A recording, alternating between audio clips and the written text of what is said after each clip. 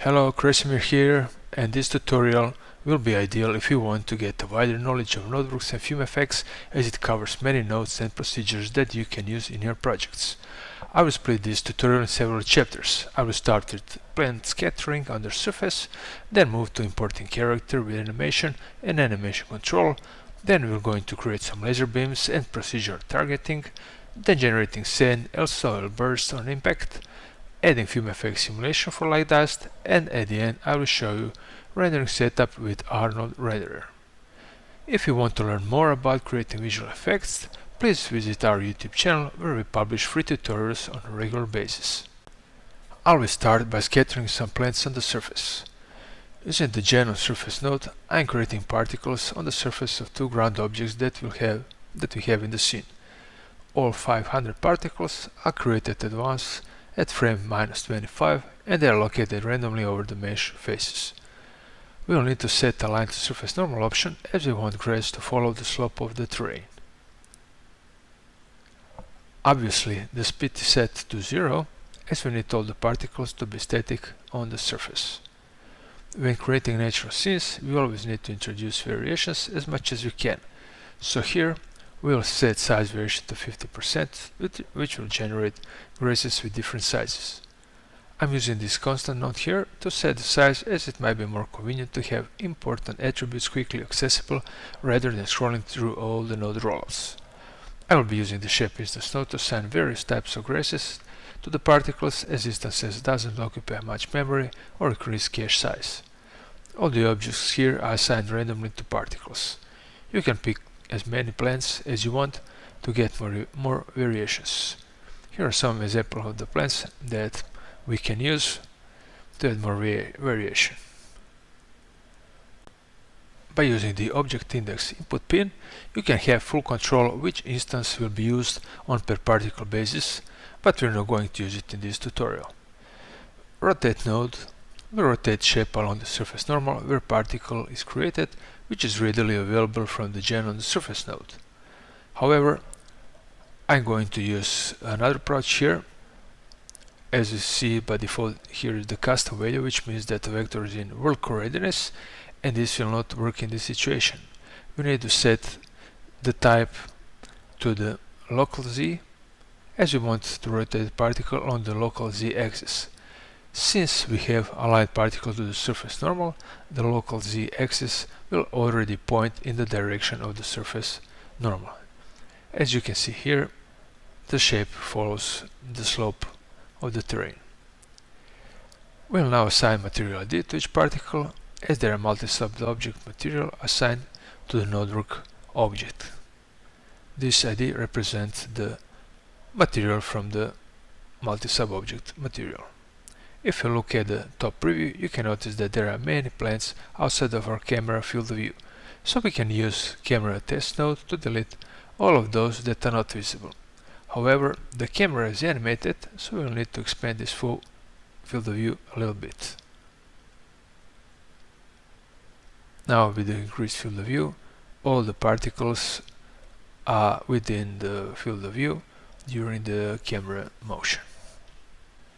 And now we will move to our runner setup. Here we have the import shape node that will create particle to which we are going to assign our runner shape and animation with particle shape node. As you can see, we want import mesh, but what we really need here is the position of the object so they can easily manipulate with runner initial placement. The particle shape node is the actual node that is used to import shape and animation as well. We need to select the runner shape, the runner surface object, and click on Add Selected to add it to the particle shape node. We'll also need to enable subtree option to import all the geometry, as well as to enable shape animation, as we want to import the animation that's included with this geometry.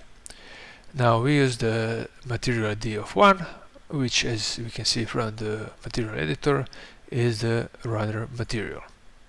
Now we're going to define the animation, so we need to click on the object name, and the animation parameters that are specific to the object are going to show up. Otherwise, they're not visible here. To see which values we need to use, we need to check the animation on the original runner object. As you can see, the original object has the animation going from frame 0 to frame 15. So we want to use exactly the same ranges in our node. And we're going to name this animation as run. In this case, we're going to enable center pivot to position shape to the particle itself. Right now, as you can see, if we scrub the time slider, there is no animation played on our shape, and we will set that up a bit later as soon as we rotate and scale the shape properly. Since, as you can see, this particle shape is upside down, and in setup we have two options. In this particular case, the reason for this is because the imported particle have inherited the transformation matrix from the runner start location object, which is already rotated. However, in your practice you might get geometry that's generated in an application with different coordinate system, so you'll end up in the same situation like this. So you can rotate shape by simply rotating the runner start location object, and you can see our shape is rotating as well. However, in more general case, you're going to use your rotation node to rotate the shape to the upright position. And now we can use the scale node to adjust the scale of the runner to fit our scene. Now, before setting up the velocity, we need our runner to start running, so I'll just move shortly to the shape animation node. Here we have a particle group node that will be getting the runner particle group, which is in our case just one particle, and it passes this particle to the shape animation node. This branch is evaluated on each frame so that the shape animation node have complete control over which animation will be played and decide at which rate. The type is set to play animation as we want to play the sequence. If you have more sequences, you can list them separated by comma. So for example, run, jump, run will execute all those three sequences in a row. We want this animation to play indefinitely, so we have the animation loop enabled. With offset parameter, we can offset animation sequence so that we can tune where the last step of our runner will be when it gets close to the camera. So you can adjust this to make visually more appealing this last step. And now that we have our runner animation playing in the upright position, there is one big task, one important task to finish, is to set the correct speed so that foot's on the solid on the ground and we don't have any sliding. So I want runner to go towards to the camera in X direction, and we have speed to set to 90 from our testing. This is the speed for this case that looks right. Now you can see that if we change speed too low or too high, the foot are not fixed on the ground. Now that we have our planes and our runner set up, we can move to the laser setup. This laser targeting and firing setup might look intimidating, but the logic and execution behind it are easy to understand and we'll dissect it right away. The idea is to have user set laser gun locations, firing sequence and timing to define target locations and let the system do all the rest automatically. We let the system to generate laser beams and fire them towards targets, generate dust and debris at hit locations, and use dust particles for the FumeFX simulation. Now, here we have a drone with 8 laser guns, 4 on the left side and 4 on the right side of the drone. We will fire laser shots from each of those 8 guns. At the ground level, we have 2 line shapes. We will use vertices of the target left line as targets for lasers on the left side of the drone, and vertices on the target's right line as targets for the laser guns on the right side of the drone. Now let's look how it's done. Here we use Gen surface to create particles on vertices of the line shape, and we'll set particle velocities to 0 so they don't move, of course. For each particle on the left line, we will use a random number generator that goes from 0 to 3, and use such random number to write to a custom channel named LaserGunID, which is of integer type. We will use these custom numbers to actually select which laser gun will shoot towards that particular particle on the line. Similar procedure is for the target right particles, where we assign numbers from 4 to 7. In this following setup, we use getParticleGroup node with regular expression so that we get both particles for the left and right laser targets. We are going to activate particles and initiate laser firing by using the activation block objects with the object test node to test if particle is inside that box. If the particle is within the box and the test was success, it will trigger creation of a new particle that is located on the drone and that will act as a laser beam.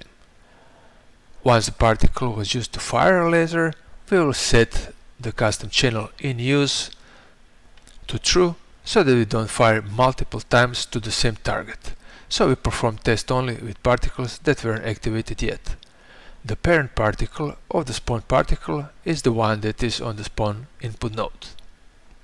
You remember that at the beginning we have assigned laser gun ID to each particle generated on those two lines, and we will now use those IDs. We can even display those custom channel values, so now you can see which gun will be used to fire a laser beam towards each particle on the line. Object info node contains objects that are placed at laser gun tips points in the exact order as we have set random numbers. First, we have all 4 laser guns on the left side and then 4 on the right side. By using the object index pin, we can select one object on the list and set output for that particular object. This is the way that we initiate laser beam on the appropriate laser gun. Direction of travel is now easy to calculate, as it's a difference between hit location and laser gun location. Inside the spawn gen node, we set high particle velocity as we want laser beams to travel fast, so something like 1200 works fine here. For a laser beam, we are using a simple shape node with a box shape that is scaled up along its z direction and scaled down along x and y direction. Pivot adjust is used to move the particle at the end of the laser beam so that when particle is generated, the laser beam shape doesn't penetrate the drone itself. So we're going to align the shape to velocity direction, and we have to rotate the shape a little bit to get it into the correct orientation.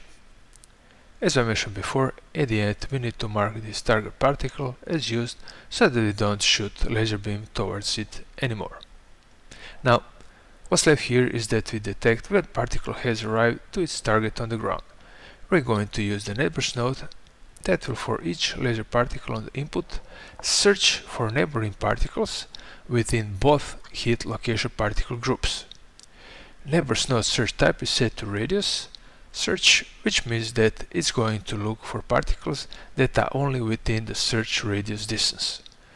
This search is actually performed in the direction of the particle travel, and we can use the field of view to narrow down the search result so that we accidentally don't find surrounding particles in addition to the particle we are actually looking for.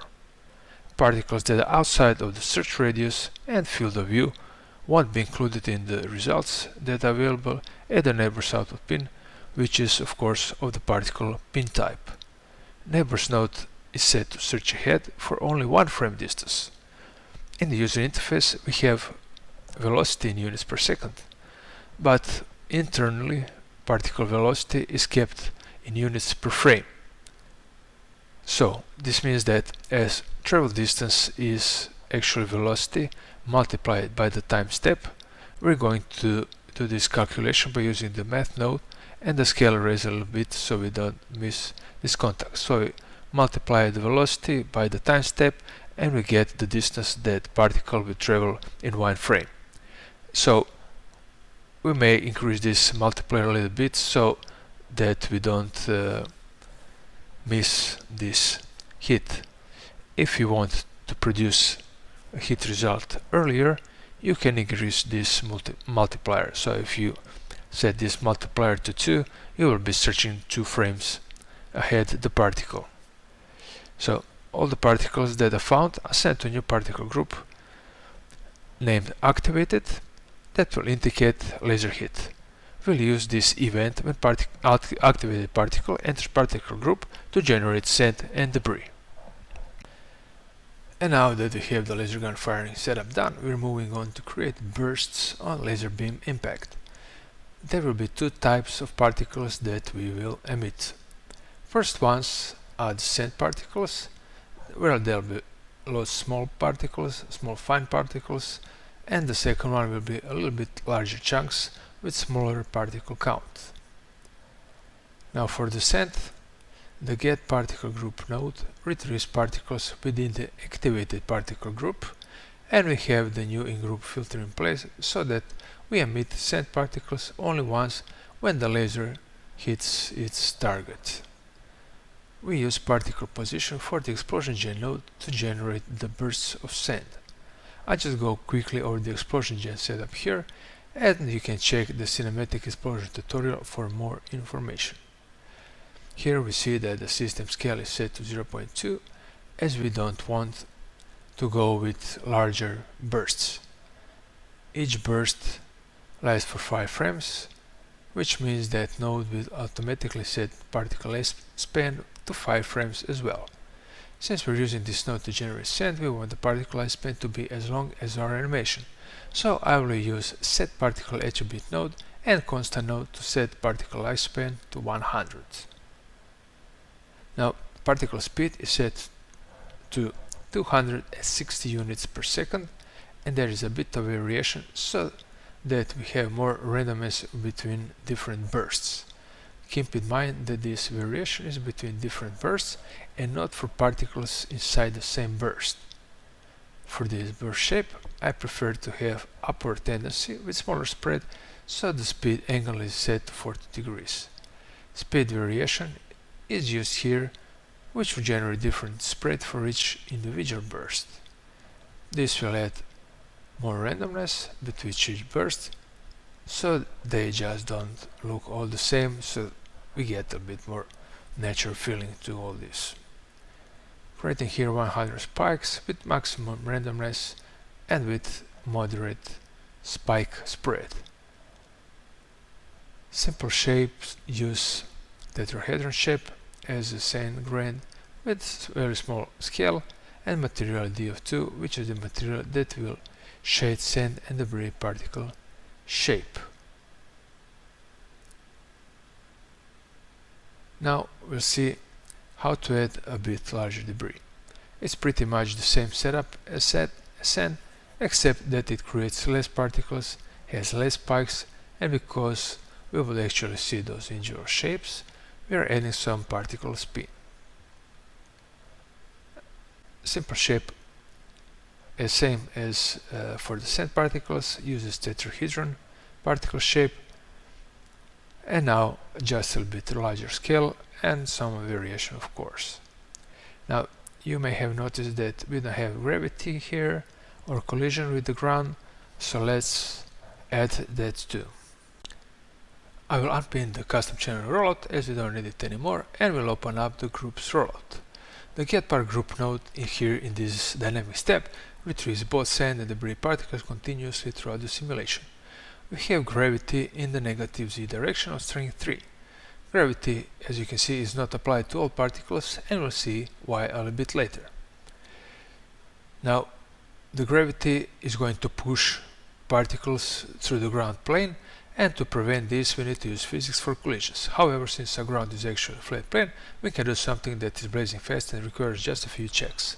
First, we can detect if particle is below the ground plane, which is positioned at 0.0 in our case. However, we might ought to add some threshold instead of checking for plane 0. So, since we are going to use this threshold in two places for testing if particle is below, which means the particle passes through our ground plane and we can want to stop it, while also we use it as the new z component value for those particles that we have detected. Thus, I will be using a get and set global attribute node and using the set to define this minimal threshold 0.01. Global attributes are distinguished by their names for both set and get node, and both set and get nodes requires naming those attributes. Now we can see that We test particle Z position component for that threshold, and if it's lower, we're going to stop its spin, set velocity to 0, and alter the position of that particle. Otherwise, we can apply gravity as we know the particle is still moving throughout the air. Now, let's see how do we reposition those penetrating particles back to the surface. We will create new particle Z coordinate by using the random node. The minimum Z value is as we've defined by the distance minimum global attribute, and maximum value is set to the actual radius of the sent particle. With this nice trick, we now have all the particles laid down on the same ground plane at Z coordinate 0, for example, or 0.01, and this will give a little bit of grainy look so when all particles settle down. We use that value to compose a vector whose x and y value are set to some large negative number, as we will use it as a minimum for the clamp node. Clamp node has the particle position as the input, and what it does is to get the input position and go through all the x, y, and z components and compare with user-defined minimum and maximum values. Since our minimum and maximum values for x and y components are large, the clamp node will leave those unchanged. However, it will bring the z value into the range that we have defined, which is between 0.01 and 0.05. This way, we have just few simple math operators to solve our collision of sent particles with the ground. Now, you can increase maximum value to create more disturbance along this axis, but using too high a value will create a visible gap between the particles and the ground. Now, this part is done now, so we can cache particles, open the caching rollout, enable all the channels to export, define the output path, and don't forget to enable all the tabs that you have and click on the export. Once caching is done, we will switch to the second workspace, where we will load caches, do some tweaks to particle colors, and apply FumeFX sources to FumeFX simulation. Workspaces are completely separated, and each workspace has its own set of settings and particles.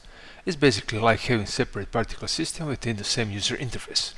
In this workspace, we are going to use load particle cache node to load caches that we have simulated inside the workspace 1.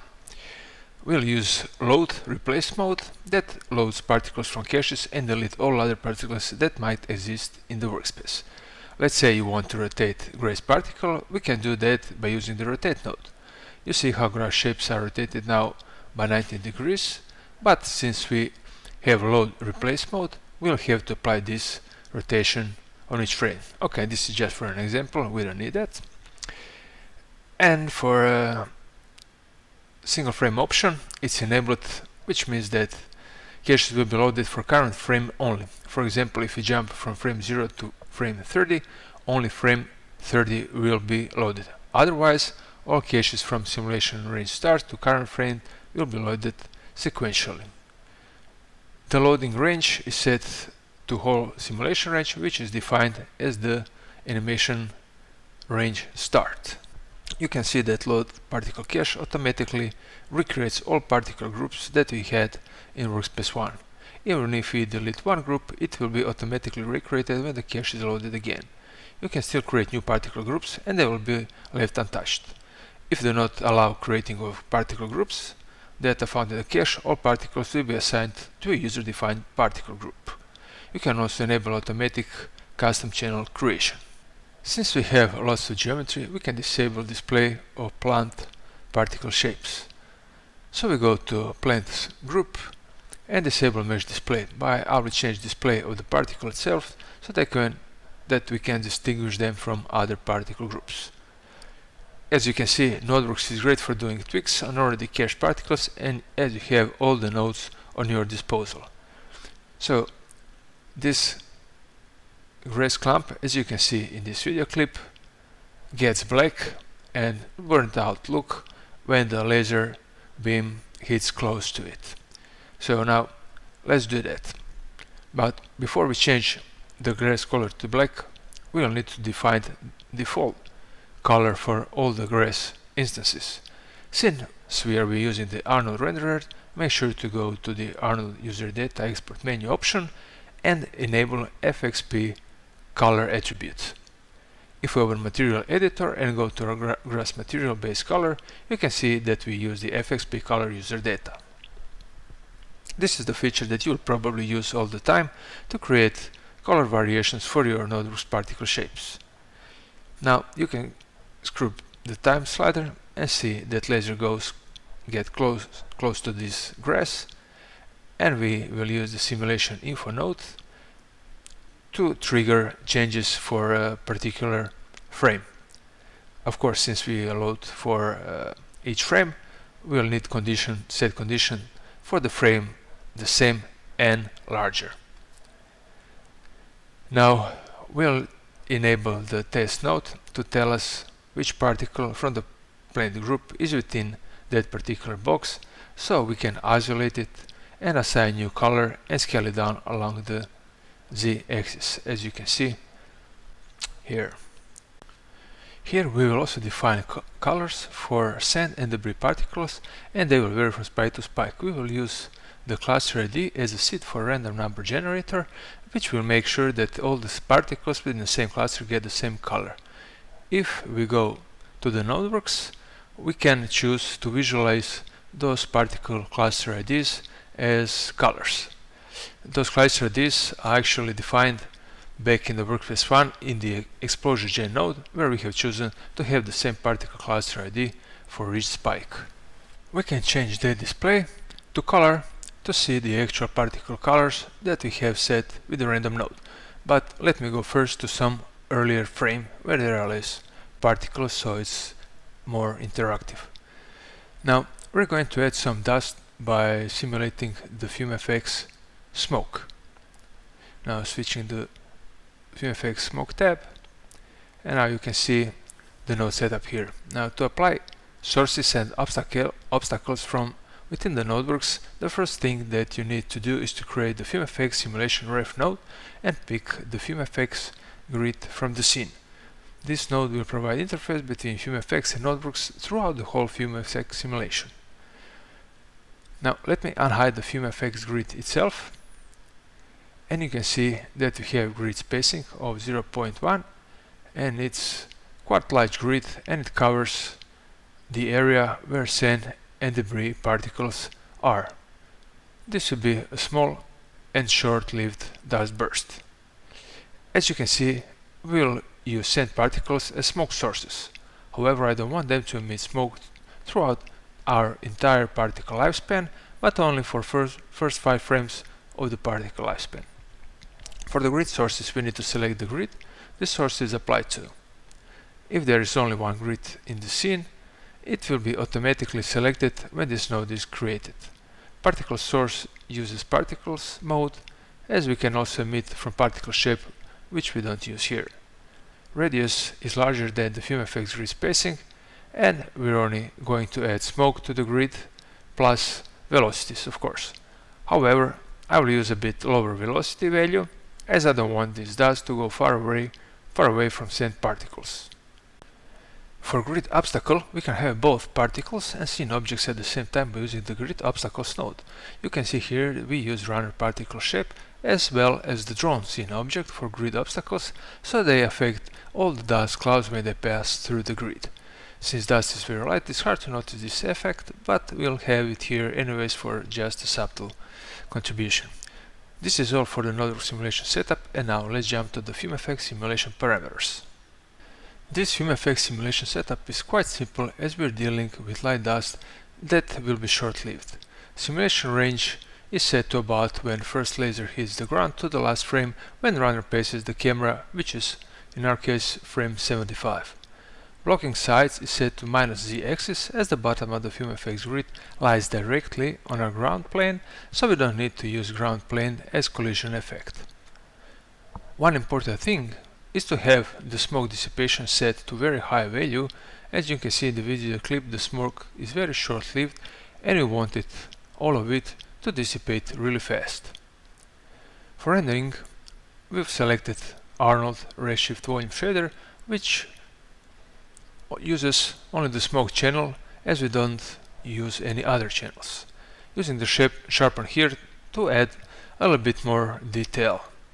As you can see, all of our sources and obstacles are applied directly from the notebooks, and the object sources list within the FumeFX is empty. All that is left now to do is to run the FumeFX simulation.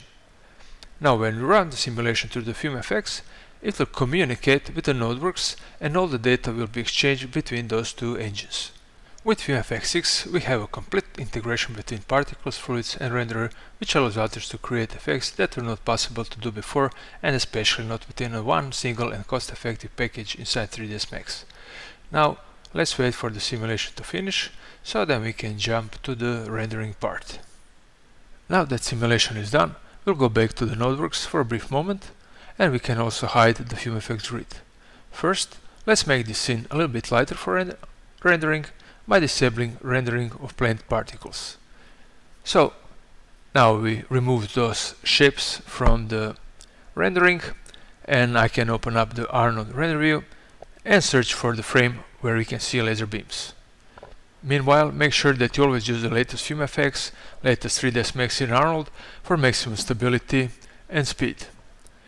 Now you can see the laser beams are casting shadows to the ground, and like to avoid that, so let's fix those shadows first. We need to create get particle group node for the laser particle group and connect those particles to the Arnold properties node. This allows us to set Arnold rendering properties on per particle basis. Now enable set shadow checkbox and uncheck all the other shadows, as we don't want those laser beams to cast receive shadows at all. Now you can see the laser beams do not cast shadows. Now we can go to material editor, and here you can see there is a multi-sub-object material with Arnold standard surface materials for each sub-material. If you recall, we have used those sub-material like this for our particle shapes, for runner, grass, laser and so on. This material has to be assigned to the notebooks object in the scene, so the Arnold on scanline can render shapes with correct materials. If we go to the laser material, for example, we can see that it has the emission set of 20. Now we use the emission value here so that laser geometry is irradiating light and illuminating all other geometry and the FumeFX smoke as well. In the scene you can also see that you have the fog texture to add a bit of atmosphere to the rendering. In the fog text map, the distance defines the density of the fog, and height is the vertical along the z-axis fall off in this case, and higher distance value will create thicker fog.